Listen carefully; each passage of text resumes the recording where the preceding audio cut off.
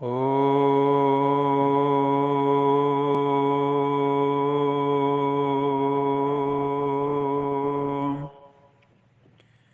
शांति।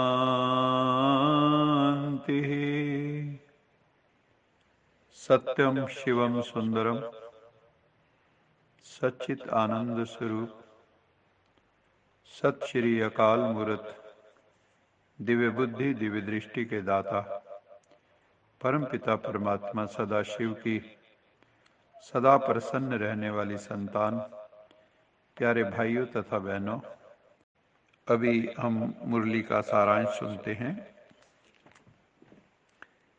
मीठे बच्चे, अभी पुरुषोत्तम संगम युग चल रहा है।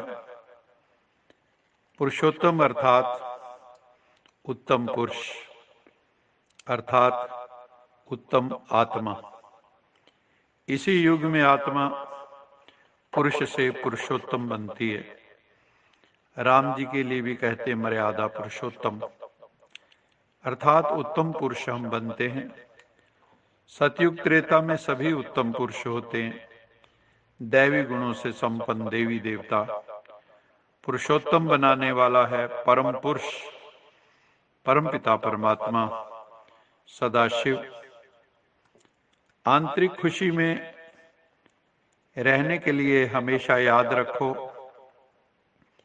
परम पिता परमात्मा शिव ने हमें त्रिकालदर्शी बना दिया। हम सृष्टि के आदि मध्य अंत को जान गए। हम बहुत ही भाग्यशाली आत्माएं हैं। विश्वनाथ भोला बाबा हमें विश्व का मालिक बना रहे। विश्व का मालिक वही बनेंगे जो इंद्रियों मन बुद्धि के मालिक बनेंगे, माया जीत बनेंगे। जैसे स्थूल अग्नि दूर से ही अपना अनुभव कराती है, ऐसे आपकी तपस्या और त्याग की झलक दूर से ही सर्वात्माओं को आकर्षित करे। सेवाधारी के साथ साथ त्यागी तपस्वी मूर्त बनो, तब सेवा का प्रत्यक्ष फल दिखाई देगा। त्यागी की डेफिनेशन बाबा ने बताई, कोई भी पुराने संकल्प व संस्कार दिखाई न दें, केवल हमारे ओरिजिनल संस्कार वही दिखाई दें।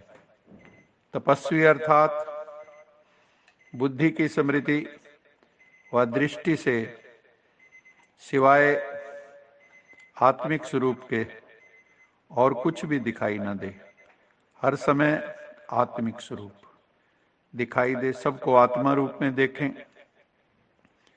जो भी संकल्प उठे उसमें हर आत्मा का कल्याण समाया हुआ हो, तब कहेंगे सर्व के कल्याणकारी विश्व कल्याणकारी आत्माएं।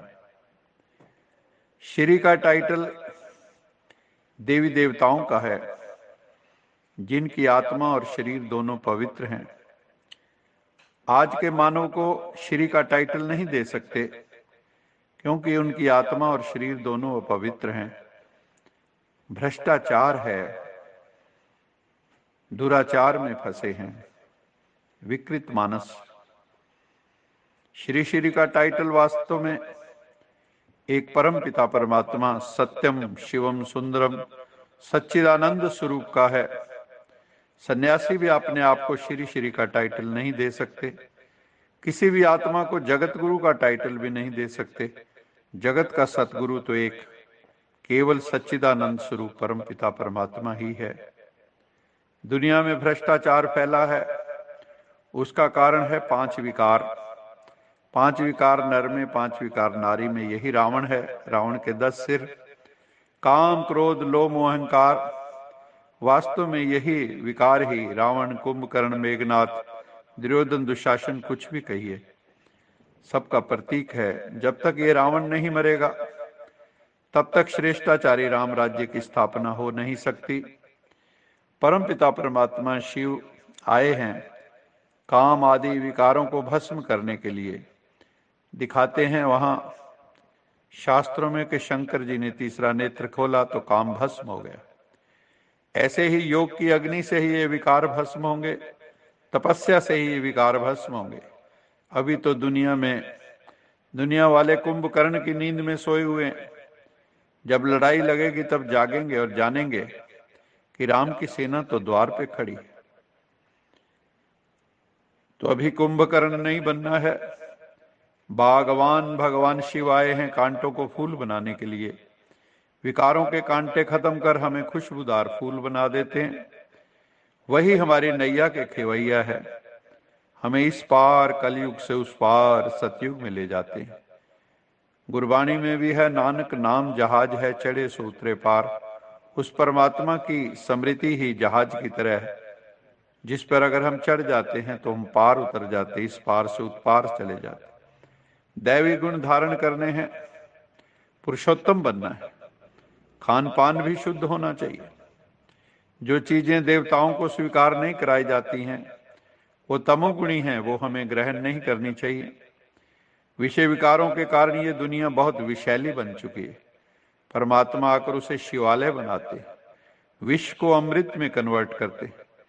जहां पर संपूर्ण पवित्रता होती है वहां सुख शांति है, जहां अपवित्रता है वहां दुख और अशांति है।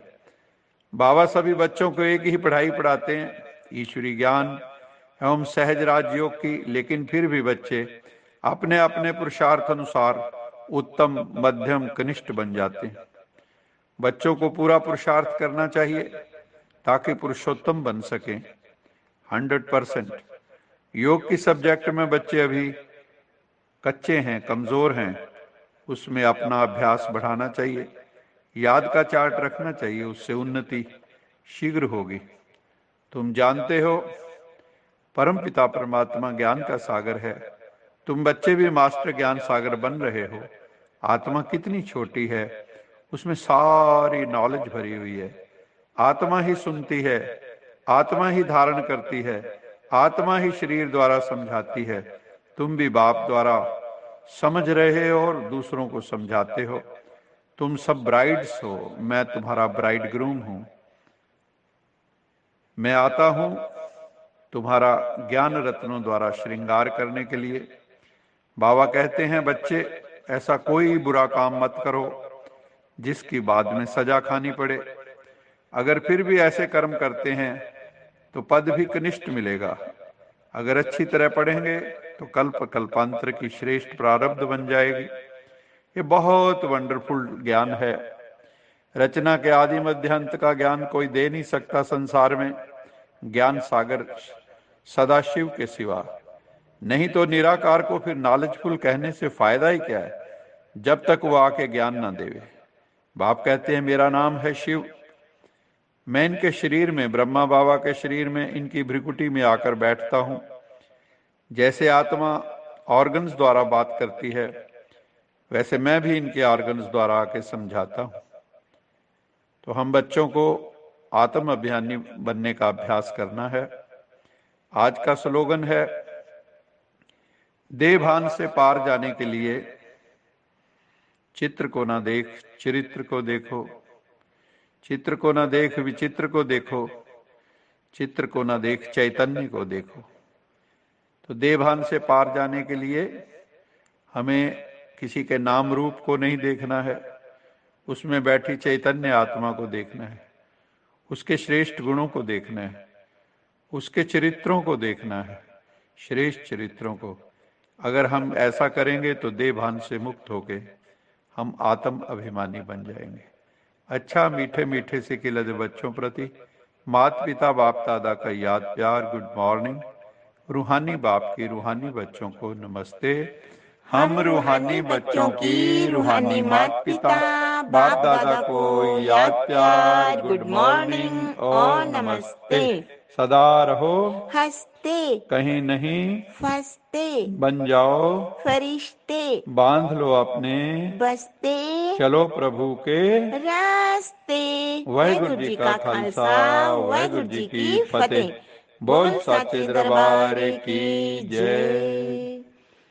लोका समस्ता सुखिनो भवन्तु, लोका समस्ता सुखिनो भवन्तु लोका समस्ता सुखिनो भवन्तु।